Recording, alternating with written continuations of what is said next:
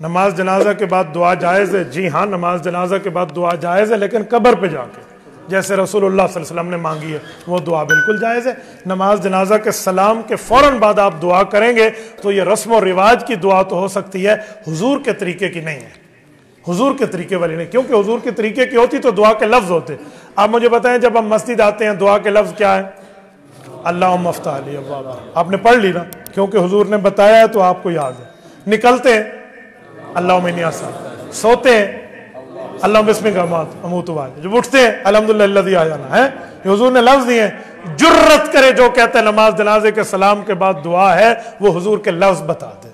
घड़ी ते तस्बीह तोहफा है, इसे भी तोहफा है, हुजूर के लफ्ज़ दिखा दे। कायनात में इस धरती पे हुजूर के लफ्ज़ यहां नहीं दिखाए जा सकते। एक ही जवाब है, मौलाना दुआ मांगना कोई बुरा है? बुरा है कोई? तो फिर तू मांगना, लेकिन ये न कह ये शरीयत का हिस्सा है। तू मांग, तू क्या मेरी रस्मी है, मेरी रिवाजी दुआ है, मेरी बिरादरी की दुआ है, तू मांग। फिर उसे शरीयत का हिस्सा न कह। शरीयत का हिस्सा कहेगा तो मैं पूछूंगा, जो तुझे वो शरीयत मिल गई है, रसूलुल्लाह को नहीं मिली थी, तो कभी मांग, मैं तुझे क्या कहता हूं। लेकिन याद रखना, हम नहीं मांगेंगे, क्योंकि मुल्ला अली कारी रहमतुल्लाह ने फरमाया, हदीस पाक में मिरकात में लिखा है, 3 चीजों में देर न करना। बेनिकाही औरत के जोड़ का खामन मिले, देर न करो, और नमाज का वक्त हो जाए, देर न करो, जनाजा तैयार हो जाए, देर न करो। वो कहते हैं अब तुमने सलाम और दुआओं, सलाम के बाद दुआ शुरू की, तो ये हुजूर पाक अलैहिस्सलातु वस्सलाम की हदीस में रखना है कि अब देर होगी, लिहाजा ले जाओ, और वहीं दुआ मांगो जहां सरकार ने खुद मांगी है। तहज्जुद की अजान देना कैसा है? तहज्जुद की अजान देना ऐसे है जैसे आपके ऊपर कोई, यहाँ पर कोई महंगाई ज्यादा हो जाए तो लोग अजानें शुरू कर देते हैं, जी मुसीबत आ गई है। ठीक है, एक बंदा कहते हैं हुजूर पाक के दौर में अजान आती थी।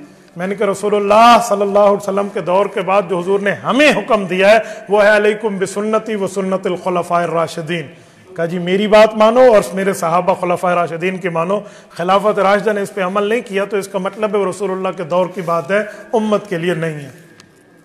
3 तलाक के बाद बगैर निकाह व हलाला के रुजू करना और मामलात रखना कैसे? भाई जब 3 तलाक़ें हो जाएं तो फिर अभी भी कोई गुंजाइश बचती है? अल्लाह के बंदे कुरान करीम, रब्बे करीम सूरत बकरा में फरमाते हैं, फरमाया 2 तलाक़ों का हुक्म और है और तीसरी तलाक का हुक्म और है। ये अल्लाह के कुरान की आयत है। रब्बे करीम ने फरमाया तलाक़ मर्रतान फ़इम्साकुम बिमारूफ़िन औ तसरीहुम बिइहसान। का जो 2 तलाक़ें हैं ना वो ये हैं कि या रख सकते हो या छोड़ सकते हो, बस। लेकिन 2 हो गई फ़इन तल्लक़हा, तीसरी तलाक हो गई फ़ला तहिल्लु लहु, फिर तुम्हारे लिए हलाल नहीं है। तो रब्बे करीम का फैसला है।